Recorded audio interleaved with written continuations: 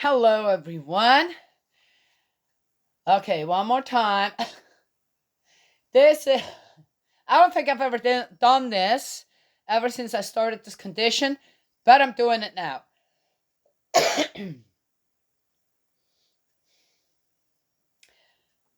Don't just talk to talk, walk to talk. Okay. I came across something where the closer you get, and it said the closer you get to the cross, the smaller your circle gets. And I'm like, what? Come again? And that's from a preacher. A preacher I actually quite like. And I said, if that were true, the only reason that can happen, if you get closer to the cross, per se, whatever that means, then that means that a lot of time that also entails people becoming more judgmental and self-righteous. But if you embrace the cross, then you also understand the pain that people endure out there carrying their cross. Then you better have what? A big bowl of soup, big pot of soup ready for everyone that comes your way. I'm not kidding, and that is the truth. When we built this place, there was one condition, that it would be open to all of my husband's brothers and sisters, all that had a part in the inheritance of this place. So we bought it, we built, but that was part of the condition. Well, guess what? I live here with a brother-in-law and a sister-in-law.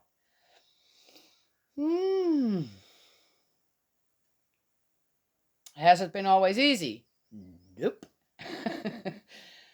Do I regret having opened our doors to our own home in the way that we did? Nope.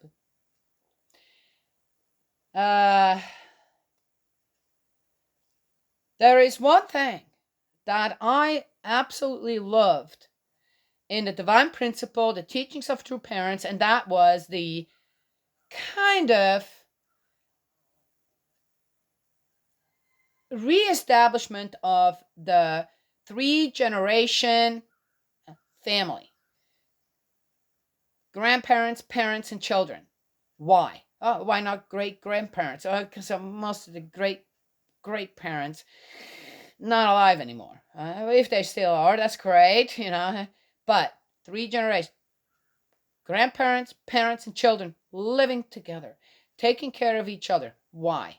Tell me why today that would be so important. Because here I am, and I put myself out as the grandma. I'll come and take care of the children over the summer.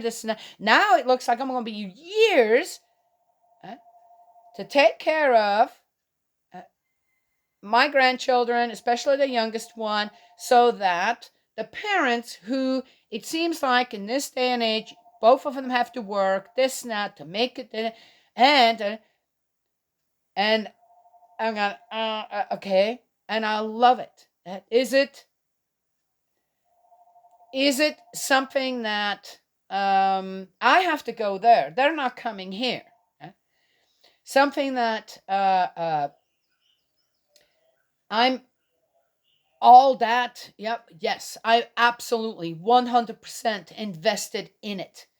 Because if I'm talking the talk, I've got to walk the talk. Right? If I acknowledge the suffering of Jesus on the cross, then I'm not going to go out there and he has done what? What does the cross entail? Then I'm not going to go out there and start persecuting and judging people because they're not walking that. I have to learn on my own.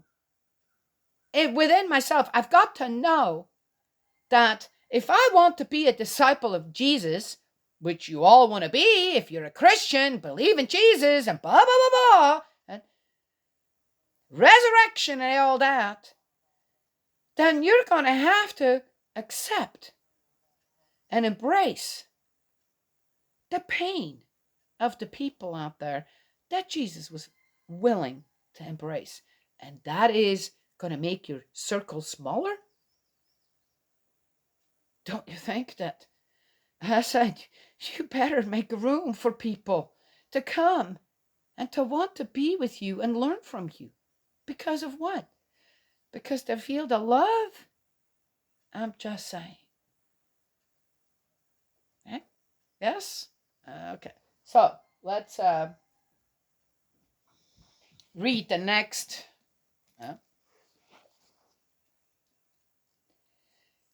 Second book of Chronicles, 14.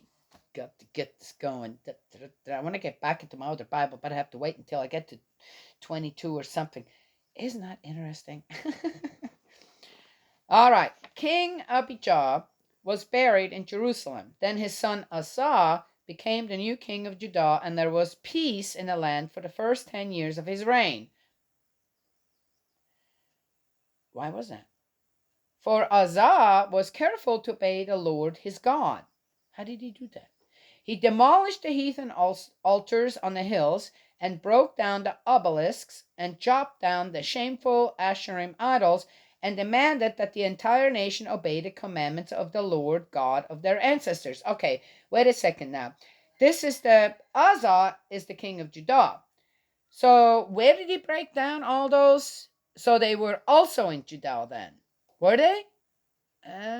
Well, okay, but they triumphed over Jeroboam. So it looks like what? All of Israel is all united again? Let's find out.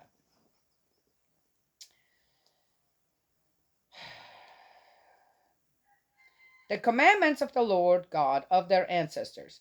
Also, he removed the sun images from the hills and the incense altars from every one of Judah's cities. Judah. That is why God gave his kingdom peace.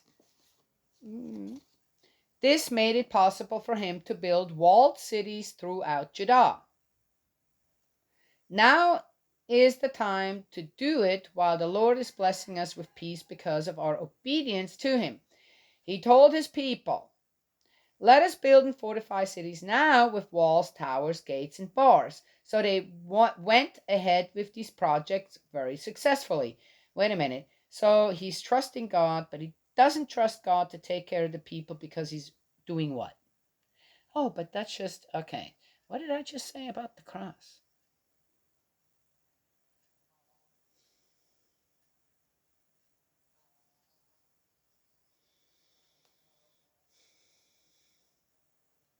I find that many things, right, when we want to believe, have a belief, comes down to our attitude, our own attitude. Again, what are you doing yourself? And how can you stand in front of the people as yourself? And what are you teaching to the people? What are you expecting of them? Yet you don't really want them to know yourself. Just saying. Very deceptive. Yes? It's always much easier to point the finger at something else. King Asa's Judean army was 300,000 strong, equipped with light shields and spears. His army of Benjaminites numbered 280,000, armed with large shields and bows. What did I say in the time before? There were 400,000 in Abijah's, right? And supposedly that was twice the amount. Now let me tell you, 300,000 strong in the Judean army. And the Benjaminites were 280,000. Now, if it was 400,000 before, okay, it is amazing to me that he has retained 300,000 of them after that war, Asa, after his dad Abijah. And then there's 280,000. Are you seeing here? If you have any, if you can compute this according to math, the time, the war that just happened amongst, and on what we were given on how many soldiers that Abijah had, and most likely how many he actually had.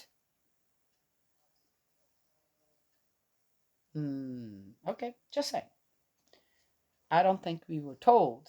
Yes? Okay. Oh, the whole. Both armies were composed of well trained, brave men. But now he was attacked by an army of 1,000,000 troops from Ethiopia with 300 chariots under the leadership of General Zerah. They advanced to the city of Mareshah in the valley of Sephathot. Okay, I'm just asking, how would they know that there was 1,000,000 troops coming towards them? Is this again? Okay, what did I just say beforehand? Where they were making it way more, it sounds to me like, that Jeroboam did not have that double amount of the soldiers, because we were actually not told how many Abijah actually had. And here again, so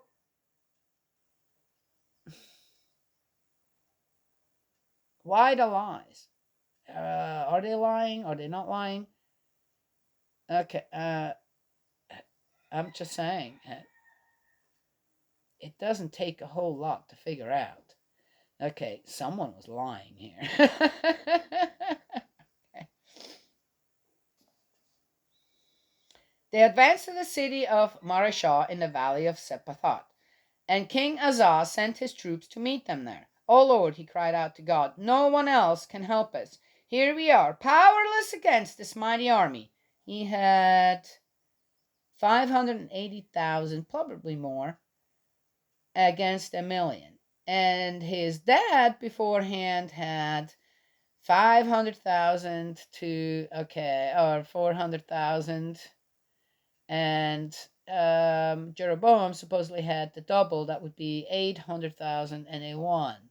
And here now is Azar going, oh! And he's what? In better shape than his dad was. Okay. "Oh, help us, Lord our God, for we trust in you alone to rescue us, and in your name we attack this vast horde. Don't let mere men defeat you." Pull God into it again. For what purpose? "Then the Lord defeated the Ethiopians, and Asa and the army of Judah triumphed as the Ethiopians fled. They chased them as far as Gerar, and the entire Ethiopian army was wiped out, so that not one man remained. For the Lord and his army destroyed them all. Then the army of Judah carried off vast quantities of plunder." Wait a minute. Where did that plunder come from? Oh, aha. Now we're getting into something else here. If the Ethiopians would have won, they're the ones that invaded whom, according to this? Then they could have plundered Israel. Where did the plunder come from with a bunch of soldiers and their, weapons, this snap, but there's no riches, there's no, I don't know, what does an army camp look like? They often don't even have enough to eat or this or that. They have the clothing that they have on. So what's there to plunder? Weapons? Probably a lot of these weapons get destroyed. The horses are just living things that probably, who cares if they get also struck down? The chariots are probably destroyed. So what's the plunder? So where did Asa go with the Israelites to create war? And what was the reason for the Ethiopians to attack them?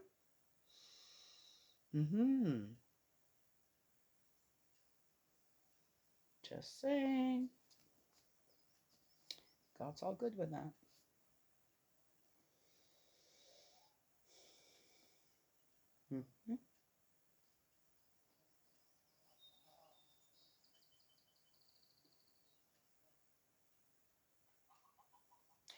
They chased him as far as Gerar, and the entire Ethiopian army was wiped out, so that not one man remained. For the Lord and his army destroyed them all. Then the army of Judah carried off vast quantities of plunder. While they were at Gerar, they attacked all the cities in that area, and terror from the Lord came upon the residents. Wait a minute. So they were where in Gerar? Where was that exactly? And why would... so that's not the territory of the Israelites. And they're attacking what? Really? My question always is to soldiers, really, is how much pleasure does it give to you to kill women and children, old men, even just men who, what, they're not, doesn't look like they're armed. Must These are just cities, people living there, surviving, doing their thing. So what is this? And God's all good with that? Really? Okay. I guess the circle, if you the closer you get to the cross in a certain way, judgmental, persecution, self-righteousness, I guess the circle does get closer, smaller, or whatever. Because of what? Because you're killing everyone around you? With what? Okay, I'm just saying. As a result, additional vast quantities of plunder were collected from these cities too. Okay, there I made my point. They not only plundered the cities, but destroyed the cattle tents and captured great herds of sheep and camels before finally returning to Jerusalem. I have nothing else to say to this. Done. Mm-hmm.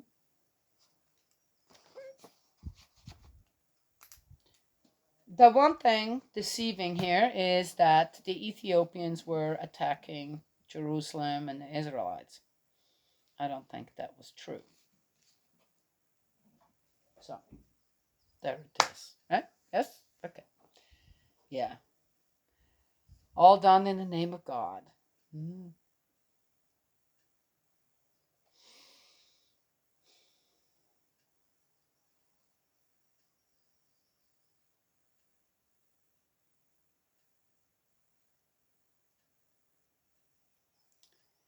What I found in my life is that if I want to be true to my beliefs, yes, we're all searching, journey with God, talked about that before, then we can't stray anymore. We have to stay true to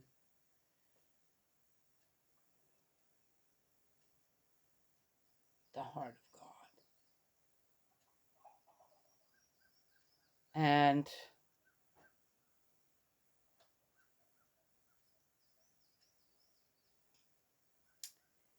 if we want to truly make Jesus' death count,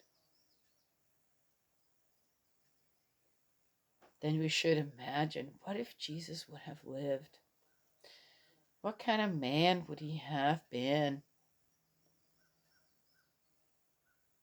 He gave people that were in very low points of their life, he gave hope, right?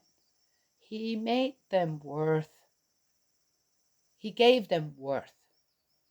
He said, "What? Your faith? It's your faith. It's not me. It is your faith that healed you."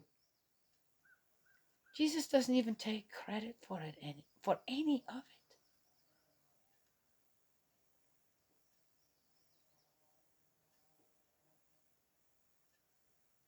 I think that with the strength that I have still, especially when it comes to my spiritual strength, if I can make my brother Jesus proud just a little bit of what I carry forward when it comes to his work here on earth, man, I'm going to die a happy, happy, happy person. Just saying.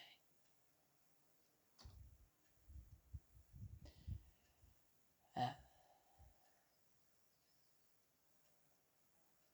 mm. And I'm getting hungry. Talked about soup. thinking on what. I can't help myself. I always cook way more than I need to. I do try to curb myself down. I used to cook for armies, but then the people would always come to our house, and everybody would be hungry. And yeah, by the end of the night, I said, I cooked for two people. No, I ended up one. There were only two people to cook for. I ended up cooking for 10 or 12, and the food's gone. Oh, good thinking. Or good happening. Yes. Anyway, I've mentioned this before. You really want to follow Jesus' footsteps, this, that, or then your door has got to be open. Your windows have got to be open.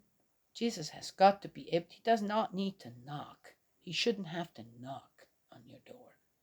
Well, but with what? Well, you know what? You got to be prepared for anything. If you're not on the side of goodness, you got to be prepared to live or die. Yes?